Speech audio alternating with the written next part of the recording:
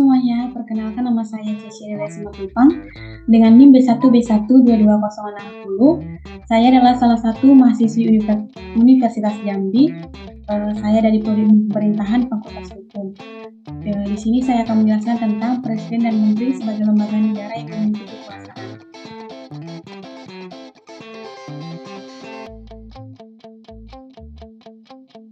Nah, nanti yang akan saya jelaskan di sini yaitu yang pertama adalah sejarah Presiden dan Menteri.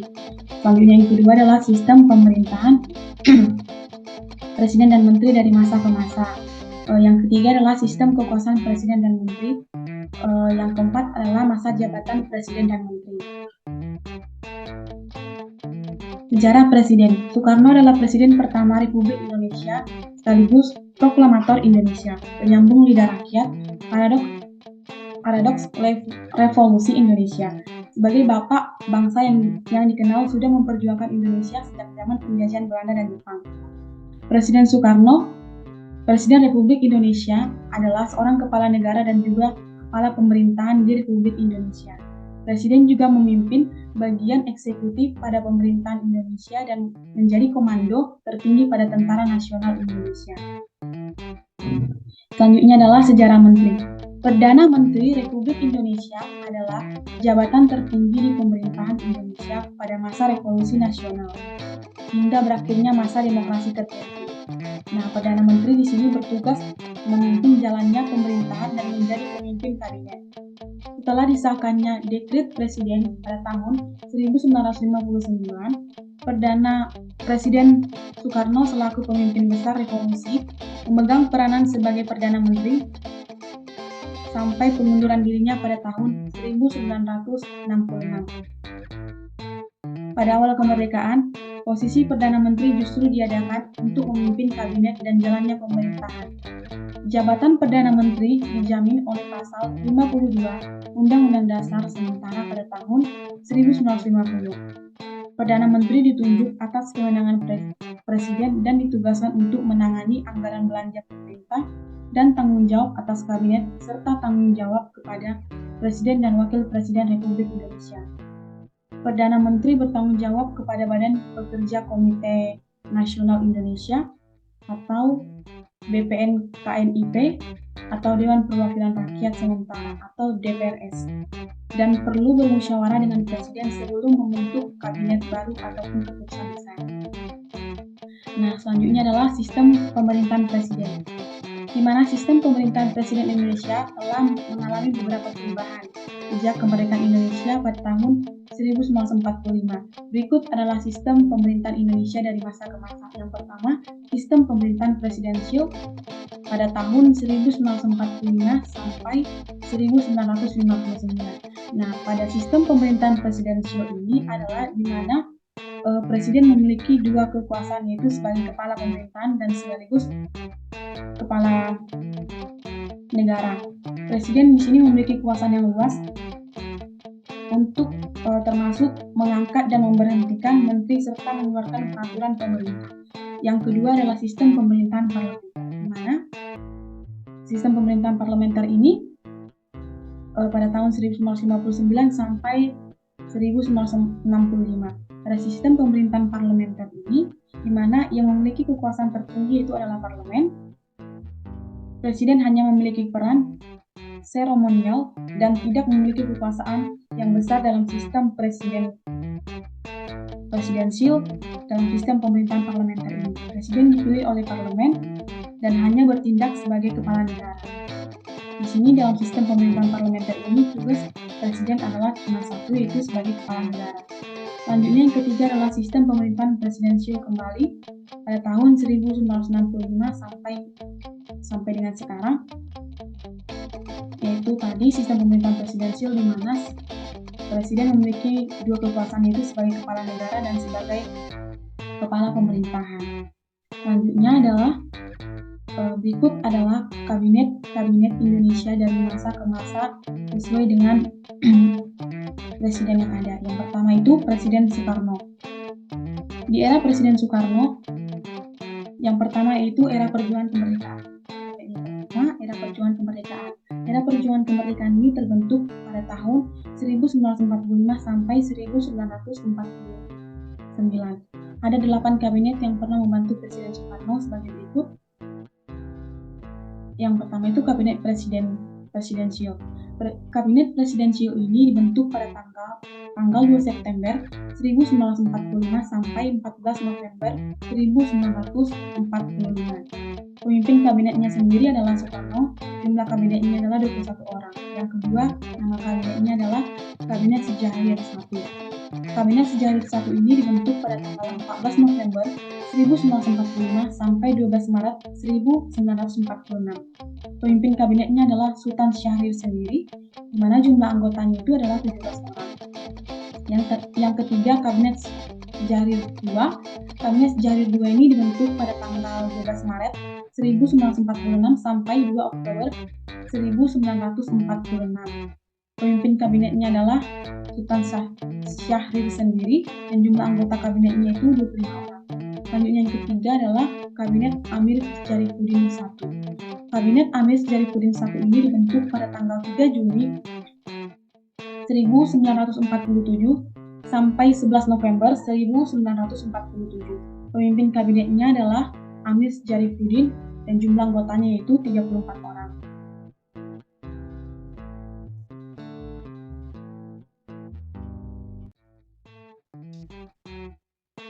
Nah, ada lagi dia Kabinet Amir Syarifuddin II.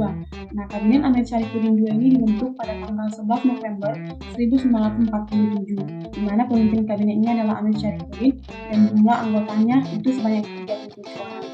Dan ada lagi dia namanya Kabinet Hatta I. Kabinet Hatta I ini dibentuk pada tanggal 29 Januari 1948 sampai 4 Agustus 1949. Pemimpin kabinetnya adalah Muhammad Hatta selaku Perdana Menteri dan jumlah anggota kabinetnya yaitu 17 orang. Selanjutnya ada Kabinet Darurat. Kabinet Darurat ini dibentuk pada tanggal 19 Desember 1948 sampai 13 Juli 1949, di mana pemimpin kabinetnya sendiri adalah Syarifuddin Prawiranegara selaku Ketua Pemimpin Darurat Republik Indonesia pada masa itu dan jumlah anggotanya sendiri yaitu sebanyak 12 orang. Selanjutnya adalah Kabinet Hatta II. Kabinet Hatta II ini dibentuk pada tanggal 4 Agustus 1949 sampai 20 Desember 1949, di mana pemimpin kabinetnya adalah Muhammad Hatta selaku Perdana Menteri dan jumlah anggota kabinetnya sebanyak 19 orang. Selanjutnya adalah era demokrasi parlementer, di mana era demokrasi parlementer ini dibentuk pada tahun 1949 sampai 1959. Pada era ini tercatat ada 9 kabinet yang pernah membantu Presiden Soekarno, yaitu nama kabinetnya adalah Kabinet Susanto, di mana Kabinet Susanto ini dibentuk pada tanggal 20 Desember pada tahun 1949 sampai 21 Januari 1950. Pemimpin kabinetnya adalah Susanto Tirto Porjo selaku pejabat sementara Perdana Menteri.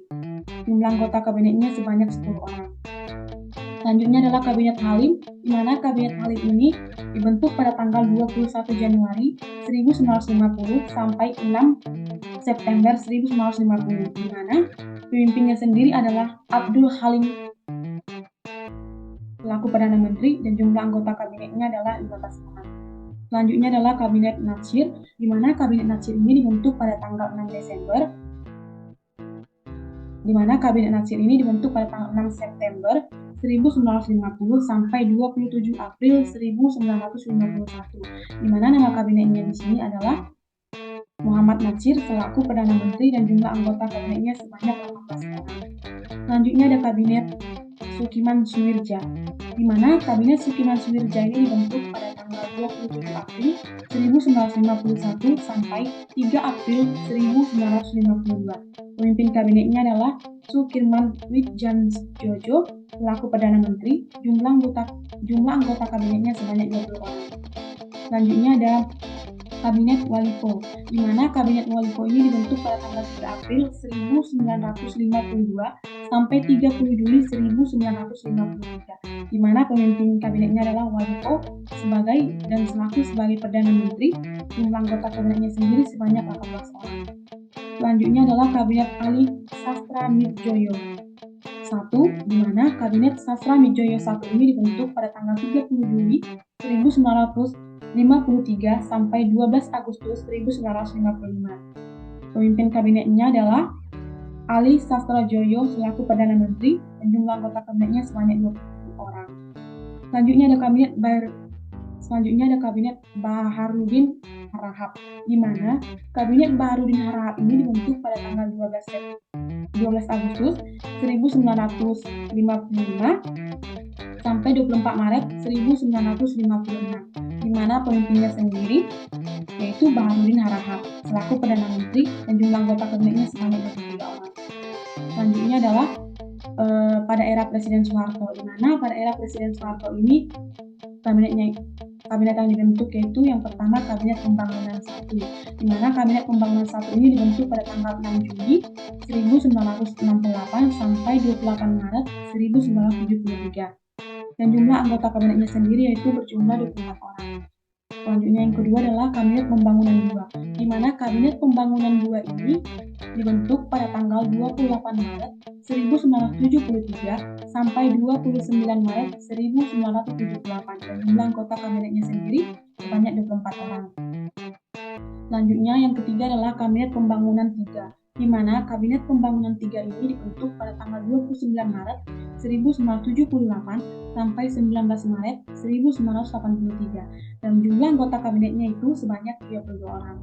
Selanjutnya yang keempat adalah Kabinet Pembangunan 4, di mana Kabinet Pembangunan 4 ini dibentuk pada tanggal 19 Maret 1983 sampai 23 Maret 1988, di mana jumlah anggota kabinetnya ini itu sebanyak 4 orang. Selanjutnya adalah yang kelima yaitu Kabinet Pembangunan 5, di mana Kabinet Pembangunan 5 ini dibentuk pada tanggal 23 Maret 1988 sampai 17 Maret 1998, dan jumlah anggota kabinetnya sendiri yaitu 43 orang. Selanjutnya yang keenam adalah Kabinet Pembangunan 6, di mana Kabinet Pembangunan 6 ini dibentuk pada tanggal 17 Maret 1933 sampai 14 Maret 1998, di mana jumlah anggota kabinetnya itu sebanyak 43 orang. Selanjutnya yang ketujuh adalah Kabinet Pembangunan 7, di mana Kabinet Pembangunan 7 ini dibentuk pada tanggal 14 Maret 1998 sampai 21 Mei 1998, di mana jumlah anggota kabinetnya yaitu 38 orang. Selanjutnya adalah pada masa era Presiden B.J. Habibie, nama kabinet pada di era Presiden B.J. Habibie adalah Kabinet Reformasi Pembangunan, di mana Kabinet Reformasi Pembangunan ini dibentuk pada tanggal 21 Mei 1998 sampai 20 Oktober 1999, dan jumlah kabinetnya sendiri yaitu 37 orang dan dipimpin langsung oleh Presiden B.J. Habibie selaku presiden. Nah, selanjutnya adalah era Presiden Abdurrahman Wahid atau Gus Dur yang ada. Nama kabinet di era Presiden Abdurrahman Wahid ini adalah Kabinet Persatuan Nasional, di mana Kabinet Persatuan Nasional ini dibentuk pada tanggal 26 Oktober 1999 sampai 9 Agustus 2001, dan jumlah anggota kabinetnya sendiri sebanyak 36 orang dan dipimpin langsung oleh Abdurrahman Wahid selaku presiden. Nah, selanjutnya adalah era Presiden Megawati Soekarno Putri. Nama kabinet di era Presiden Megawati Soekarno Putri ini adalah Kabinet Gotong Royong, di mana Kabinet Gotong Royong ini dibentuk pada tanggal 9 Agustus 2001 sampai 20 Oktober 2004. Nah, jumlah anggota kabinetnya itu sebanyak 33 orang dan dipimpin langsung oleh Megawati Soekarno Putri selaku presiden. Nah, selanjutnya adalah era Presiden Susilo Bambang Yudhoyono, di mana era Presiden Susilo Bambang Yudhoyono ini yaitu presiden pertama yang dipilih langsung oleh rakyat melalui pemilu. Susilo Bambang Yudhoyono menjadi sebagai presiden selama 2 periode. di mana periodenya mulai dari tahun 2004 sampai 2009 dan pada tahun 2009 sampai 2014. Nama Kabinet Presiden Susilo Bambang Yudhoyono ini yang pertama yaitu Kabinet Indonesia Bersatu 1. Kabinet Indonesia Bersatu 1 ini dibentuk pada tanggal 21 Oktober 2004 sampai 20 Oktober 2009 dan jumlah anggota kabinetnya sendiri sebanyak 34 orang. Yang kedua yaitu Kabinet Indonesia Bersatu 2, di mana Kabinet Indonesia Bersatu 2 ini dibentuk pada tanggal 20 Oktober 2009 sampai 20 Oktober 2014 dan jumlah anggota kabinetnya sendiri yaitu sebanyak 34 orang. Nah, selanjutnya adalah era Presiden Joko Widodo. Presiden Joko Widodo sebagai presiden selama 2 periode, yaitu tahun 2014 sampai 2009 dan tahun 2019 hingga saat ini. Nama Kabinet Joko Widodo yaitu Kabinet Kerja, di mana Kabinet Kerja ini dibentuk pada tanggal 27 Oktober tahun 2004 sampai 20 Oktober 2019. Nah, jumlah anggota kabinetnya sendiri 34 orang dan dipimpin langsung oleh Joko Widodo selaku presiden. Nah, yang kedua Kabinet Indonesia Maju, di mana Kabinet Indonesia Maju ini dibentuk pada tanggal 23 Oktober 2019 sampai dengan sekarang. Dan jumlah anggota kabinetnya sendiri yaitu sebanyak 34 orang dan dipimpin langsung oleh Joko Widodo selaku presiden. Selanjutnya adalah sistem pemerintahan menteri. Berikut adalah daftar menteri yang memimpin Kabinet Indonesia dari masa ke masa. Yang pertama itu Kabinet Syahrir, di mana Kabinet Syahrir ini dibentuk pada tanggal 14 November 1945 sampai 12 Maret 1946, di mana Perdana Menterinya itu sendiri adalah Sultan Syahrir. Yang kedua Kabinet Syarifudin, di mana Kabinet Syarifudin ini dibentuk pada tanggal 3 Juli 1947 sampai 29 Januari 1948. Perdana Menterinya yaitu Amir Syarifuddin. Selanjutnya yang ketiga adalah Kabinet Hatta. Kabinet Hatta ini dibentuk pada tanggal 4 Agustus 1946 sampai 20 Desember 1949. Perdana Menterinya sendiri adalah Muhammad Hatta. Selanjutnya yang keempat adalah Kabinet Natsir. Kabinet Natsir ini dibentuk pada tanggal 20 Desember 1949 sampai 6 September 1950, di mana Perdana Menterinya sendiri yaitu Muhammad Natsir. Selanjutnya yang kelima adalah Kabinet Walito. Kabinet Milako, di mana Kabinet Milako ini dibentuk pada tanggal 27 April 1951 sampai 3 April 1952, di mana Perdana Menterinya sendiri yaitu Milako.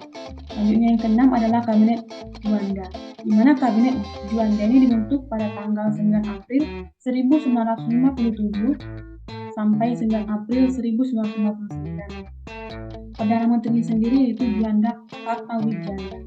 Selanjutnya yang ketujuh adalah Kabinet Soekarno, di mana Kabinet Soekarno ini dibentuk pada tanggal 28 Maret 1966 sampai 22 Februari 1967, di mana nama Perdana Menterinya sendiri yaitu Soekarno. Sistem kekuasaan presiden. Beberapa kekuasaan presiden Indonesia antara lain, di mana presiden memiliki kekuasaan yaitu yang pertama, presiden memiliki kekuasaan eksekutif, di mana presiden memiliki kekuasaan untuk menjalankan pemerintahan negara termasuk mengeksekusi undang-undang dan kebijakan pemerintah. Yang kedua, presiden memiliki kekuasaan legislatif, di mana presiden di sini memiliki hak untuk mengajukan rancangan undang-undang kepada DPR dan meminta pengesahan undang-undang yang telah disetujui oleh DPR. Yang ketiga, di mana ini kekuasaan yudikatif, di mana presiden memiliki kekuasaan yudikatif untuk memberikan gerasi amnesti atau abolisi kepada para narapidana dan terdakwa Indonesia. Maksudnya di sini itu untuk memberikan sanksi kepada narapidana yang menjatuhkan hukuman. Selanjutnya yang keempat adalah kekuasaan diplomatik, di mana presiden memiliki kekuasaan diplomatik. Presiden memiliki kekuasaan untuk menjalankan hubungan diplomatik dengan negara-negara lain dan mengambil keputusan luar negeri.